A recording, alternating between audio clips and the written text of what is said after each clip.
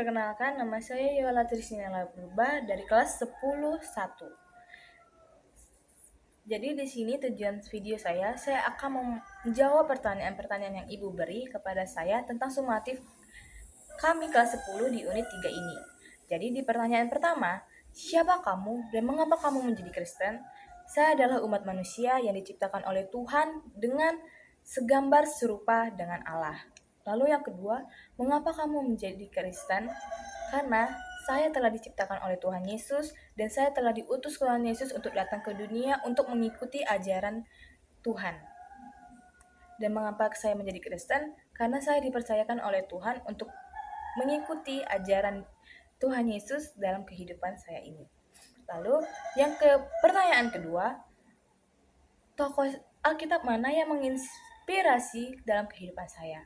Saya pernah membaca di Alkitab, yaitu saya mengambil Daud. Karena waktu itu saya membaca Alkitab, Daud itu pernah ditolak oleh Tuhan. Tetapi Daud ini tidak pernah menyerah, tidak putus asa, dan tidak melupakan Tuhan, dan dia tetap taat kepada Tuhan dan tekun kepada Tuhan. Walaupun dia dalam keadaan dimanapun, dalam keadaan dia sudah jatuh, ataupun dia sudah ditolak oleh Tuhan, tapi dia tetap taat kepada Tuhan. Jadi, mengapa saya menginspirasi Daud? Karena dalam kehidupan saya, walaupun saya sudah banyak sekali berbuat dosa, tapi saya sudah melupakan Tuhan. Seperti saya kayak melakukan dosa, ataupun saya tidak peduli dengan berdoa.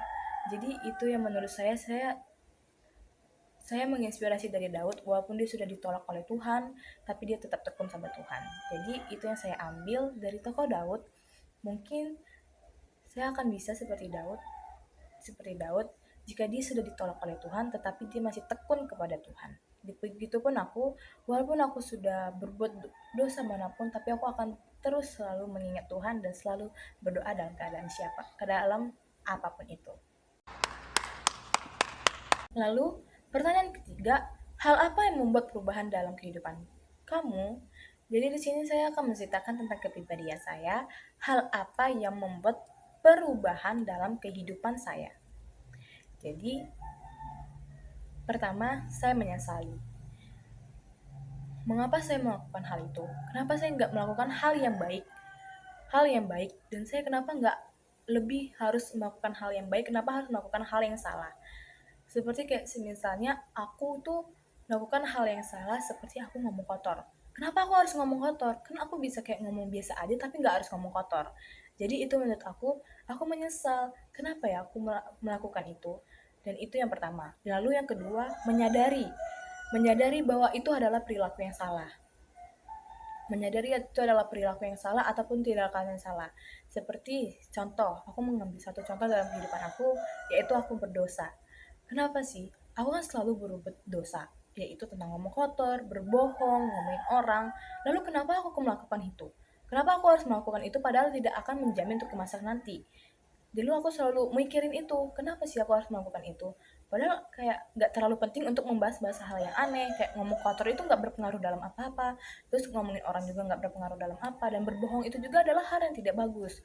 Jadi itu yang menurut aku menyadari kenapa sih aku harus berbuat itu, dan aku berniat, dan bukan berniat lagi, tapi aku emang udah benar perlahan-perlahan mengikuti dan tidak akan melakukan hal seperti itu. Kayak aku berbohong ataupun ngomongin orang ataupun ngomong kotor, aku akan menjauhkan itu dan aku akan merubahkan semua kehidupan aku ini ke jalan yang benar.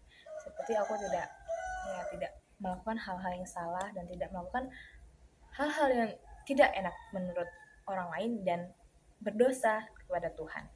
Itu untuk yang hal apa yang membuat perubahan dalam kehidupanku itu adalah menyesali dan menyadari. Lalu yang ketiga, aku melihat seseorang. Kenapa seseorang ini adalah orang yang benar-benar tekun, taat sama Tuhan, sedangkan aku nggak bisa. Jadi itu mungkin yang bisa menginspirasi aku membuat perubahan dalam hidupku. Dan itu yang membuat aku berubahkan dalam hidupku. Yaitu ada menyadari, menyesali, dan melihat seseorang. Lalu pertanyaan keempat, apakah pernikahan masih relevan? Pernikahan itu masih relevan. Karena di zaman sekarang, pernikahan itu adalah hal yang wajar di usia sudah tertentu, walaupun yang belum tertentu itu sudah menikah. Nah, dan di Kristen, di ajaran Tuhan Yesus, yaitu di Alkitab, Tuhan mengatakan, beranak cuculah engkau dan penuhkanlah bumi. Berarti Tuhan itu menyuruh kita untuk memenuhkan bumi ini dengan para manusia. Seperti Tuhan juga, dalam Alkitab juga ada mengatakan, Tuhan menyuruh kita menikah dengan seseorang yang berbeda jenis untuk yang telah dijadikan Tuhan untuk dijadikan satu dan dijadikan satu daging. Berarti dari itu, apakah pernikahan masih relevan? Pernikahan masih relevan. Karena menurut Tuhan juga pernikahan itu adalah hal yang wajar di usia di mana sudah tertentu. Dan Tuhan sudah mengutus dan keberkatikan mereka. Pertanyaan kelima, apa rancangan pernikahan bagi Tuhan? Di Kejadian 2 ayat 28 dan Matius 19 ayat 3-6. Apa rancangan bagi Tuhan tentang pernikahan? Rancangan bagi Tuhan, pernikahan itu adalah yang dilakukan oleh berbeda jenis, yaitu laki-laki dan perempuan. Lelaki dan perempuan ini meninggalkan ayah dan ibunya untuk menjadikan satu dengan istrinya, melakukan dengan satu istrinya ataupun dengan suaminya, yang mereka dijadikan satu dan tidak ada apapun berhubungan dengan kedua orang tuanya, yaitu mereka ada dalam kehidupan mereka masing-masing, yaitu mereka membuat rumah tangga ataupun pernikahan, dan lalu pernikahan itu adalah yang disatukan oleh Tuhan dan mereka dijadikan satu daging, yang tidak akan bisa dipisahkan atau diceraikan dalam hal apapun, karena yang sudah disatukan oleh Tuhan tidak bisa diceraikan oleh manusia. Yang terakhir, mengapa Tuhan merancang pernikahan seperti ini? Yang pertama,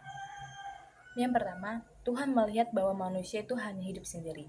Lalu Tuhan berfirman, Tuhan tidak akan membiarkan manusia akan hidup sendiri, yaitu dengan cara menyatukan mereka dengan berbeda jenis, yaitu perempuan dan lelaki. Dan seorang lelaki akan meninggalkan seorang ayah dan ibunya untuk dijadikan satu dengan istrinya.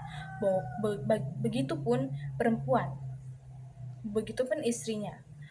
Istrinya akan meninggalkan ayah dan ibunya untuk dijadikan satu dengan suaminya dan mereka mempunyai kehidupan yang sendiri-sendiri ataupun rumah tangga sendiri. Lalu yang kedua, Tuhan ingin bumi ini dipenuhkan oleh manusia, yaitu dengan cara suami istri ini yang telah disatukan, lalu bertambah banyaklah anak dan cucu untuk dipenuhkan oleh bumi ini. Itu rancangan Tuhan untuk yang kedua dalam pernikahan. Lalu yang ketiga,